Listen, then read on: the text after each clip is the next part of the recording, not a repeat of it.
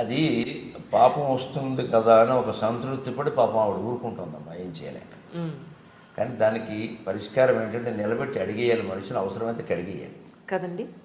ఎంత బాధ. ఇది ఊరికే పాపం ఆడవాళ్ళు చాలా మందిలో ఉండే ఒక సెంటిమెంటల్ సైకాలజీ ఏమిటంటే పొతడు వాడు ఎంత ఏడుపించుకు తింటున్నా సరే తగులుతుంది ఖచ్చితంగా. ఎందుకమ్మా తగిలేదు ఎవరికి? మీ భర్తకైనా?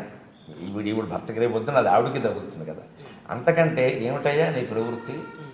ఏకాంతంగా విడిగా ఏమిటైపోతుంది ఈ రోజుల్లో. అప్పుడే పూర్వం అయితే భయపడచ్చు, ఇవాళ అంత ఇదేం లేదు. హాయిగా కూర్చోబెట్టి ఏమిటిది నేను ఇందాక చూశాను, ఏంటి పరిస్థితి? ఇప్పుడు అందం గురించి కూడా మాట్లాడద్దు. అందం గురించి కాపురాలు చేస్తారా? చేసుకున్నప్పుడు ఉన్న అందం తర్వాత ఉండదు, చేసుకున్నప్పుడు లేని అందం తర్వాత వస్తుంది. దాన్ని బట్టి ఉంటుందా? అందంగా లేకపోయినా కూడా చూడటం తప్పే. అది ఒక తాడి కట్టావు అగ్ని సాక్షిగా, కట్టుబడి ఉండాల్సిందే భర్త అయినా సరే భార్య. ఆ దృష్టితో వేరే వాళ్ళని చూస్తున్నారు కదా మరి అలా